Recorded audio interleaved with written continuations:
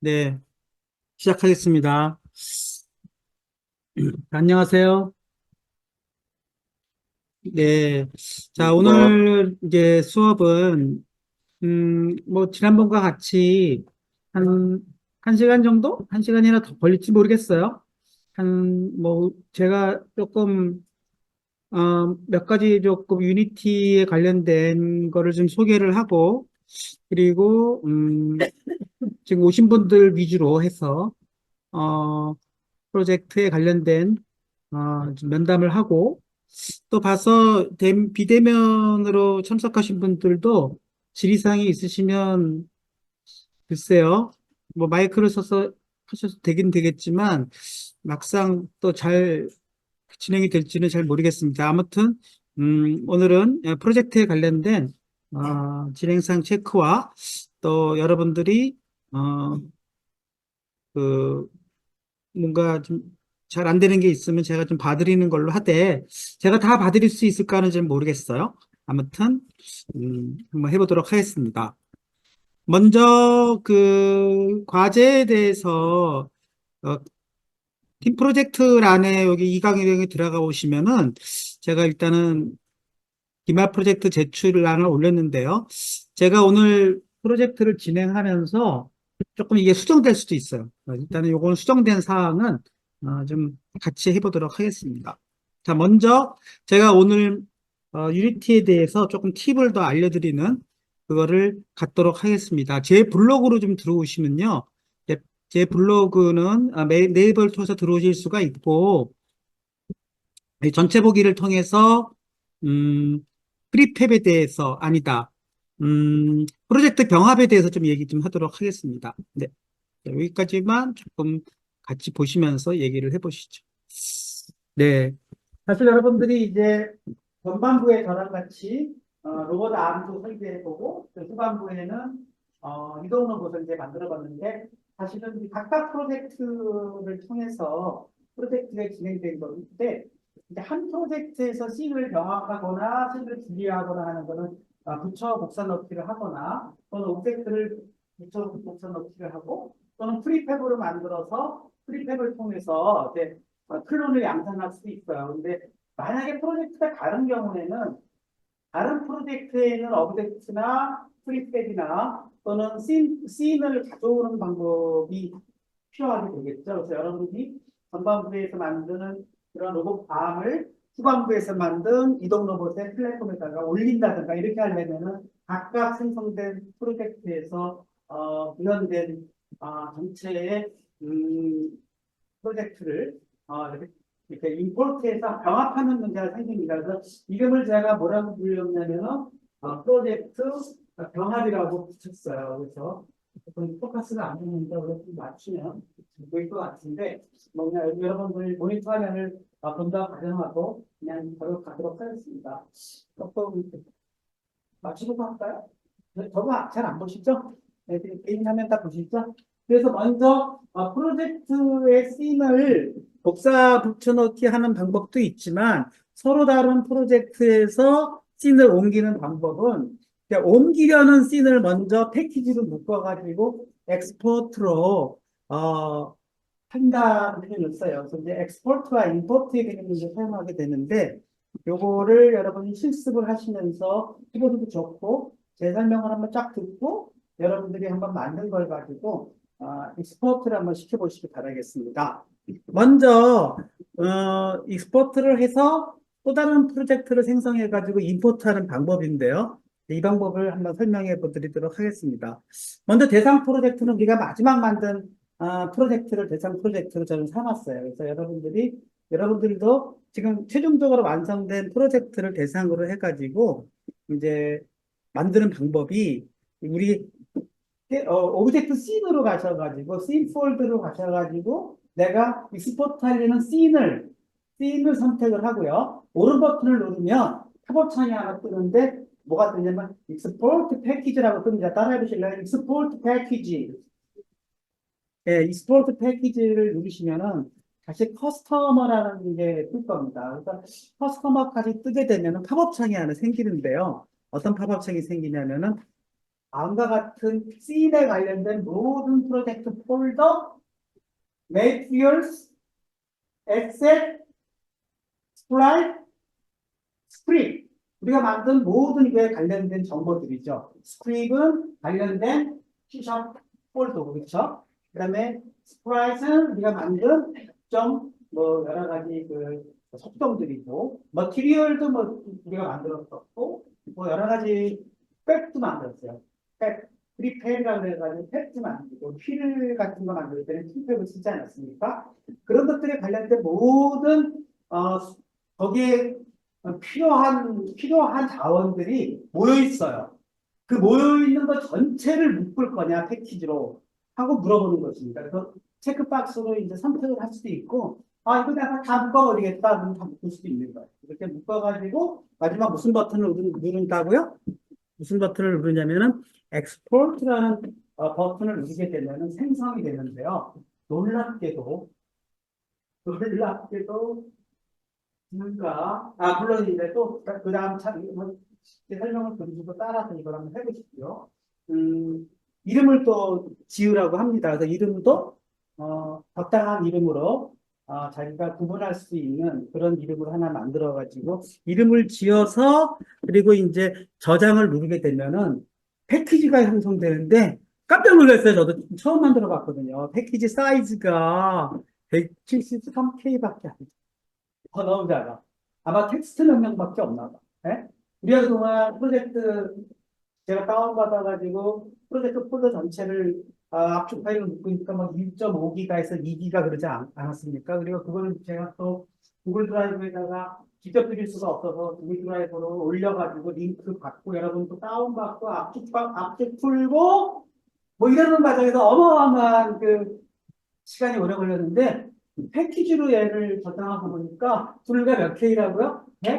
173K. 말도 안 되죠. 뭐 1000분의 1도 안 되는 거예요, 사이즈가. 그러니까 내가 보기에는 프로젝트 폴더째 압축 파일 한다 그러면 거기에 실행 파일, 거기에 자원, 리소스, 각종 라이브러리 이렇게 다 묶여가지고 스탠드 어론으로 동작할 수 있을 정도의 규모로 전부 유니티의 모든 관련된 파일들이 다 묶여가지고 압축되는 것 같아요. 그러다 보니까 어마어마한 사이즈가 되는데 지금 우리가 패키지를 저장한 거는 우리가 생성한 것들에 대한 정보. 그거는 뭐예요? C# 텍스트 파일, 그 다음에 뭐죠? 뭐 각종 뭐 우리가 생성한 오브젝트 파일에 대한 뭐 여러 가지 정보들이 있겠죠. 근데 그 정보들만 있는 것 같아. 그러니까 173K밖에 안 되지. 문제는요, 얘만 갖고도 유니티에서 임포트를 하면 다 들어온다는 점이에요. 왜요? 나머지 모든 자원들은 또 유니티 환경이 제공을 하고 있기 때문에. 그러다 보니까 제가 여러분들한테 프로젝트를 어, 다 완성하면은 모든 프로젝트 폴더를 압축하고 드라이브로 올려서 링크를 보내주세요 했는데 그냥 패키지로 보내면 될 것 같아. 또 내 유니티 패키지에서 임포트 해가지고 주문을 열어보기면 되지 않을까 싶거든요. 그런 생각을 해보았습니다. 그래서 아무튼 여러분이 이걸 한번 오늘 시도를 해보십시오. 그래서 불과 170 MK밖에 안 되는 거고요. 자, 이제부터 저거를 불러보자는 거예요. 임포트 해보자는 거예요. 그러니까 어떻게 임포트? 또 다른 프로젝트에서 임포트를 할 수가 있는데 지금은 예를 들면 모바일 로봇 프로젝트하고 로보담 프로젝트가 있다 그러면 뭐 로보담 쪽으로 병합을 시키다 그러면 로보담 쪽에서 얘를 부르면 되겠고 그죠? 또는 나는 모바일 로봇에서 병합하겠다 그러면 모바일 로봇에서 로보담을 패키지화 해가지고 부르면 되겠죠. 그죠? 근데 지금은 그걸 하기 전에 그냥 빈 프로젝트 하나는 생성했어요. 그게 이제 이름을 적당하게 이 프로젝트를 불러가지고 3D 코어 템플릿으로 해가지고 뭐 파이널 인젠이라는 빈 프로젝트를 생성해가지고 그냥 이렇게 빈 프로젝트 생성한 데에서 역시 어디라고요? 에셋 쪽에서 오른 버튼을 누르게 되면 뭐 나온다고요? 임포트. 따라해보세요. 에셋 폴더. 아까 익스포트 할 때는 씬에서 지금 제가 해당되는 씬을 체크하고 오른 버튼을 눌러서 익스포트 패키지 하지 않았습니까? 부를 때는 어디서 부른다고요? SF 폴더에서 부른다는 거예요. SF 폴더에서 오른 버튼 눌러서 반대로 import 패키지 따라해보세요. import 패키지. import 패키지를 누르면 똑같이 자기가 아까 패키지화한 파일을 선택할 수 있는 팝업창이 뜨고요. 그걸 선택하고 열기 버튼을 누르면 똑같이 뭐가 뜬다고요? 네. 물론 그 전에 제가 그걸 저장을 안 했는데 똑같이 아까 우리가 그 익스포트 할 때 주르륵 나타났던 리스트가 떠요. 근데 그거 내가 다 이거 임포트 하겠다 선택하고 열기 버튼을 누르면 임포트에서 마치 마지막 되게 프로젝트가 다 패키지로 조합을. 그러니까 결국은 뭐예요? 내가 여러분들의 패키지만 받으면 나는 그냥 뉴 크리에이션 해가지고 패키지만 불러버리면 여러분들이 한 일을 다 알 수 있다는 거예요. 무슨 말인지 알죠?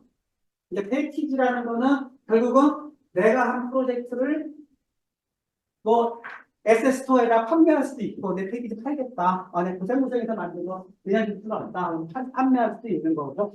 그냥 나 기능 기부하겠다 해서 여러분들한테 공유하겠다 하면 오픈할 수도 있는 거고 뭐 이럴 때 패키지도 오픈하면 될 것 같습니다. 그렇죠? 이렇게 해서 패키지 째 들어와가지고 들어왔더니 전부 내가 이 프로젝트에서 생성한 것처럼 다 지금 매칭들이 다 뜨고 스크립트 다 뜨고 뭐라고요? 그냥 우리가 프로젝트에서 작업한 것처럼 다 떠버려요. 패키지.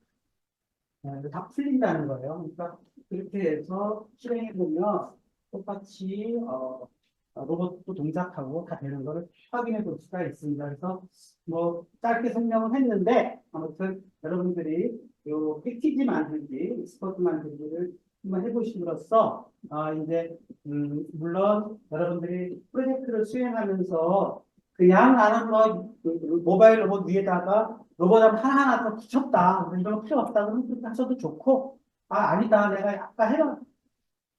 다른 별도의 프로젝트에서 하나하나 만든 걸 가지고 만들어 놓고 그거를 아예 병합하겠다면 이 방법을 쓰시면 될 것 같습니다. 문제는 뭐냐면 내가 들어오는 순간에 왼쪽에 대칭창을 보시면은 SF 폴더 안에 얘들이 쭉 들어오기 때문에 기존에 있는 SF 폴더에 있는 오브젝트들하고 충돌이 일어날 수가 있어요. 어떤 경우에 오브젝트 이름이 같다든가 또는 스크립에 뭔가 이름이 같다든가 충돌이 일어날 수 있어요. 예를 들면 스크립의 클래스 네임은 한 네임 스페이스에서는 이름이 이래서는 안 되거든요. 모호성 문제로. 이쪽 패키지에서 게임 오브젝트나 스크립 클래스의 이름들을 별도로 짓고 다른 프로젝트에서 또 오브젝트 이름이나 스크립 클래스의 이름들을 다른 이름으로 지었다면은 얘네들이 그냥 임포트하는 순간에 아무 문제가 없어요. 근데 이제 만약에 그냥 아무 생각 없이 이쪽 프로젝트에서 그냥 로봇 이쪽에서 바디 뭐 막 그렸다가 카메라 그랬다가 쭉 합쳐버리면 뭐예요? 동일 이름의 오브젝트들이 한 오브젝트 대칭 구조에 다 들어와 버릴 거 아니에요? 그럴 경우에 무슨 문제를 어떻게 해결할 거냐 문제를 생각하지 않을 수가 없습니다. 그래서 여러분들이 프로젝트를 서로 다른 프로젝트에서 서로 다른 어떤 업무를 수행하는 대체들을 만들었을 때 나중에 병합을 고려할 거라면 서로 구분 지을 수 있도록 양쪽의 이름을 좀 생각할 필요가 있다는 거예요. 마치 우리가 두 가족이 합쳐졌는데 이쪽 가족과 이쪽 가족의 자식들의 이름이 똑같아 버리면 내가 누구를 불렀는데 애들이 헷갈릴 수가 있잖아요. 그렇죠? 그러한 문제가 발생할 수 있다는 것입니다. 알겠습니까? 그래서 프로젝트를 나중에 병합을 고려해서 좀 서로 이름 충돌, 네이밍 충돌이 일어나지 않도록 고민해 볼 필요가 있다. 뭐 이런 것도 한번 생각해 볼 필요가 있습니다. 그렇게 해서 프로젝트 병합이라는 거는 이렇게 다시 한번 정리해 드리면 익스포트 패키지와 그다음에 임포트 패키지 두 개의 기능을 이용해 가지고 서로 프로젝트를 땡겨올 수가 있다. 내가 다른 프로젝트로 넘어갈 때는 내 거를 패키지화하고 다른 프로젝트에서 실행된 거를 다 데리고 올 때는 임포트해서 가져오고 이렇게 해서 병합을 하고 그걸 또 세이브하고 또 패키지화하고 이런 식으로 해서 계속 패키지를 이렇게 확장시켜 나갈 수도 있다. 그 패키지와 패키지도 어떻게 보면 계층 구조를 가질 수 있고 네이밍 스페이스 자체도 나중에 여러분들이 막 머릿속으로 생각하는 게 아니라 아예 그냥 노트북 하나, 공책을 하나 준비해가지고 전체적으로 이쪽 세상에서는 이쪽 프로젝트에서는 내가 어떤 구조로 얘네들을 배치를 하고 얘네들의 이름을 뭘로 할 것인가 또 이쪽 세상에서는 내가 얘네들의 컴포넌트를 어떤 식으로 배치를 하고 어떤 이름을 지을 것인가를 잘 정리해 놓을 필요가 있어요. 머릿속만 가지고는 이게 더 프로젝트가 커지거나 복잡해지게 되면은 정리가 안 돼. 네, 여러분들. 그러니까 잘 이렇게 설계 도면처럼 얘네들을 잘 이렇게 정리해 나가면서 이제 구조화를 할 필요가 있다. 여러분들이 이제 UX 프로젝트를 자꾸 하다 보면은 스스로 느껴지는 문제입니다. 두 번째 이슈는요, 이제 프리탭에 대해서 제가 조금 더 고민을 해봤는데요. 그 다음 포스트는 프리탭에 대한 이야기입니다. 그래서 프리탭에 대해서 한번 또 얘기를 해보도록 하겠습니다. 자, 프리팹도 마찬가지입니다. 프리팹이라는 거는 뭐냐면은, 결국은 이제 프로젝트가 하나 완성되면 같은 씬 내에서는 내가 프리팹으로 만들 수가 있어요. 프리팹이라는 거는 뭐냐면 막 양산할 수 있는 금형이에요. 내 금형을 만들어 놓고 막 찍어내겠다는 거예요. 마치 붕어빵 찍어내듯이. 그게 프리팹이거든요. 그래서 지금까지 만든 내가 로봇. 지난번에 로봇을 만들 때 프리팹으로 잠깐 만드는 방법을 보여드렸는데 마지막으로 지금 라인 트레이싱 하는 마지막 완성본을 프리팹으로 만들고 싶어요. 예를 들면 그러면은 가장 상위편에 있는 로봇에다가 오른 버튼을 넣고 오른 버튼을 놓고 프리팹 폴더로 드래그만 해드리면 돼요. 그러면 로봇 전체가 들어옵니다. 어떻게 들어온다고요? 이렇게 들어와요. 그래서 이 부분이 프리팹 창에 들어옵니다. 나중에 한번 해보십시오. 여러분들이 만들어 놓은 가장 최상단의 오브젝트 하나만 밑에 있는 자식 오브젝트들은 어차피 딸려 있으니까 상관없는 거고 가장 아버지 프로젝트, 아버지 오브젝트 하나를 딱 잡고 오른 버튼을 누르고 쭉 프리팹 폴더를 하나 미리 만들어 놓은 폴더에다가 드래그해서 갖다 놓으면 그 전체가 프리팹으로 들어옵니다. 알겠습니까? 그러면 이제 클론 복사를 하겠다. 이거. 클론 복사를 하게 되면은 얘네들을 뭐 어떻게 하는 겁니까? 다시 역으로 프리탭에 있는 로봇이다 그러면 로봇 프리탭을 다시 오른 버튼을 넣고 드래그해서 계층창으로 갖다 놓으면 됩니다. 그러면은 쭉쭉 클론들이 생겨나는 거예요. 지금까지 만든 모든 복잡한 기능과 라인을 트레이싱하고 자율주행도 하고 우회전, 좌회전, 충돌했기 다 하는 모든 기능을 넣는 거 전체가 하나의 오브젝트화가 돼서 그것이 금형화되고 그거로부터 양산을 하는 거죠. 문제는 뭐냐? 역시 얘들도 네이밍 언서턴티, 모호성 문제가 생긴다는 거예요. 얘도 카메라를 갖고 있고, 쟤도 카메라를 갖고 있고, 그러면은 스크린 입장에서는 어느 카메라를 내가 제어를 해? 이런 문제가 발생할 수 있다는 거예요. 그럼 프리팹마다 복사를 하고 클론을 만들면서 오브젝트 네임을 다 바꿔줘야 되느냐? 하면 생각해보니까 또 말도 안 돼. 왜? 계속 매뉴얼로 자기가 복사를 해서 쓸 때에는 하나하나 1번, 2번, 1번, 2번 하면서 서브스크립트 넘버를 붙여가지고 다 네이밍을 할 수가 있겠죠. 근데 문제는 그 로봇들이 수십 개, 수백 개가 게임 중에 또는 여러분들 시뮬레이션 중에 막 생산된다 그러면은 수십 개, 수백 개를 어떻게 일일이 다 네이밍을 하냐는 거예요. 그래서 생각한 것이 이제는 이것을 매뉴얼 환경에서 오브젝트를 천재연구하는 거라 오브젝트를 생성할 것이 아니라 코드 레벨에서 오브젝트를 생성하거나 오브젝트 네임을 규정해야 되겠구나 생각을 하게 된 것입니다. 그것을 우리는 인디펜던스 프로그램이라고 합니다. 따라해보세요. 인디펜던스 프로그램. 네, 그래서 자꾸 클론을 생성할 때마다 우리가 어떤 복사물을 생성하는데 복사물마다 자기 영혼을 갖고 있어야 자기가 개인적인 생명체처럼 이동하지 나의 복사물이 나의 의지를 하고 움직이면은 그 독립적인 개체라고 볼 수가 없잖아요. 그렇죠? 그래서 제가 한번 로봇을 취동적으로 만들어 놓고 프리팩으로 만들고 클론을 만들어가지고 이렇게 두 개를 만들어 봤어요.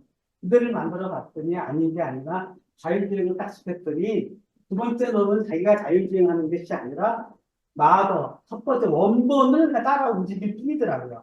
그래서 어떤 일이 벌어지냐면 얘가 회전시에 이런 식으로 옆으로 이렇게 마치 이렇게 쓱 경렬로 벗어나서 움직임은 똑같아요. 근데 그냥 오른쪽 마더 움직임의 명령대로 얘는 클론처럼 움직일 뿐이지 독립적으로 자기가 자율주행을 못하더라고요. 내가 원했던 건 뭐예요?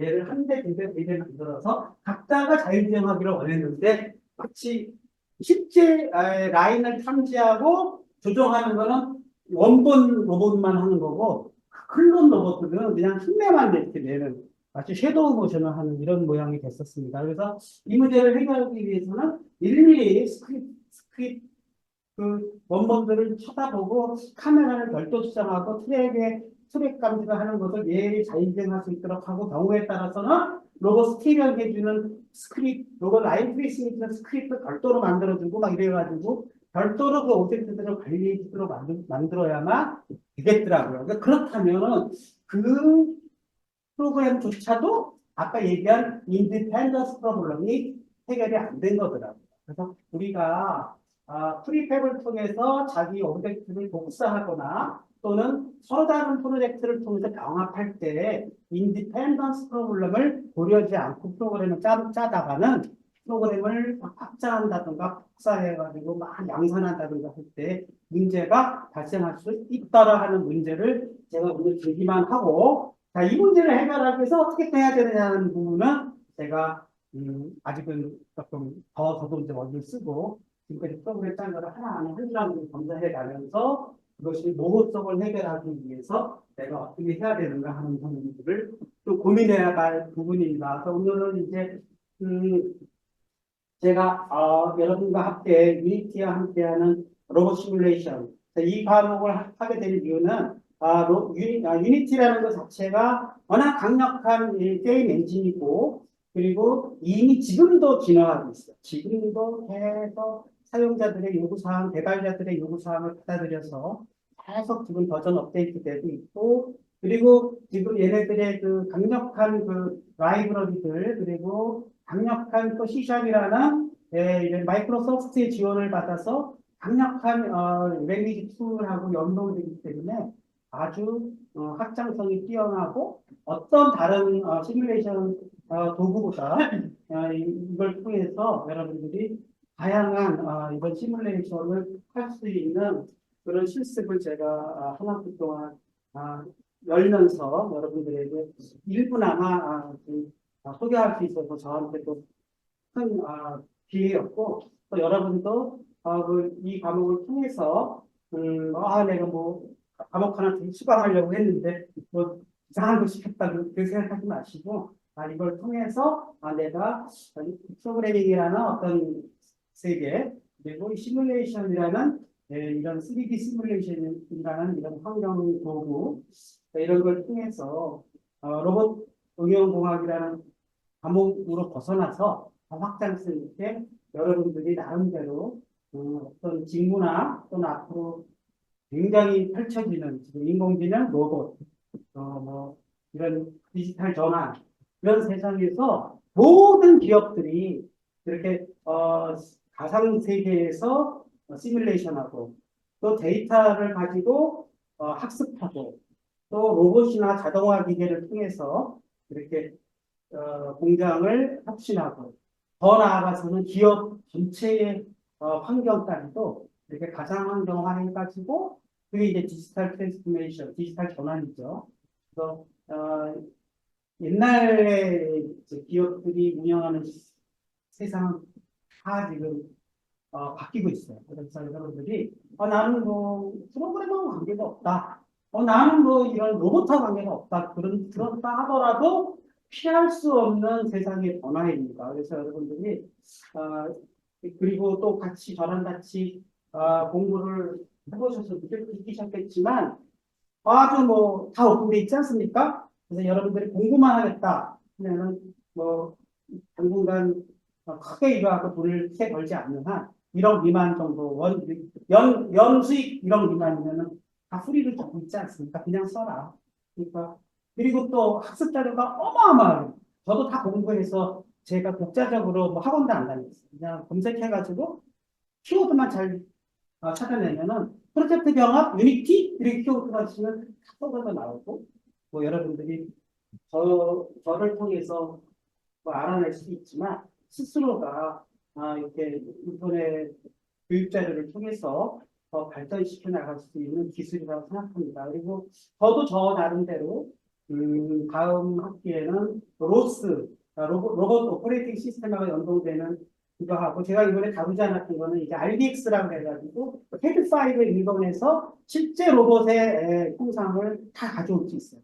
그런 것들도 좀 더 했으면 여러분이 더 아주 실감나는 그런 로봇 시뮬레이션을 할 수 있었을 텐데 오늘은 이번 학기는 완전 기초 굉장히 그냥 유니티가 제공하고 있는 프리미티브 그 오브젝트를 이용해서 이렇게 모델링하기 그다음에 C샵이라는 그런 프로그래밍을 통해서 클래스 간 통신 그다음에 각종 컴포넌트 제어하는 거 뭐 이런 걸 한번 해보셨고 아주 기초를 다루신 겁니다. 그래서 이걸 통해서 점점 여러분들의 실력과 내공을 쭉쭉쭉 올려나가면 이걸 가지고도 충분히 앞으로 더 거창하게 말하면 인생을 살아가는 데 있어서 큰 무기가 저는 될 거라고 확신합니다. 그래서 이 프로젝트 완성해 본다. 이걸로 끝내지 마시고, 야, 이거를 내가 내 역량으로, 내 경쟁의 무기로 내가 무기화해야겠다. 그래서 계속 관심을 가져가지고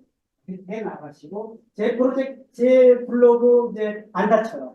그리고 또 여러분과 함께 했던 그 영상들 그대로 다 유튜브로 올리고 있고, 그래서 학교에서도 지난 학기 거 들을 수 있도록 열어두지만, 또 2, 3년이 지나면 닫을 수도 있기 때문에 지금 다 유튜브로 옮기고 있습니다. 그래서 여러분들 제 유튜브 들어오시고 제 블로그 들어오시고 하면은 그 안에서만이라도 충분한 이런 기술 자료들을 계속 백업받을 수 있을 것이고 또 아까 얘기했듯이 저 말고도 많은 그 개발자들이 다 또 올려주는 그런 교육 자료들을 통해서 여러분들이 계속 지속적으로 공부해 나가시기를 바라겠습니다. 그래서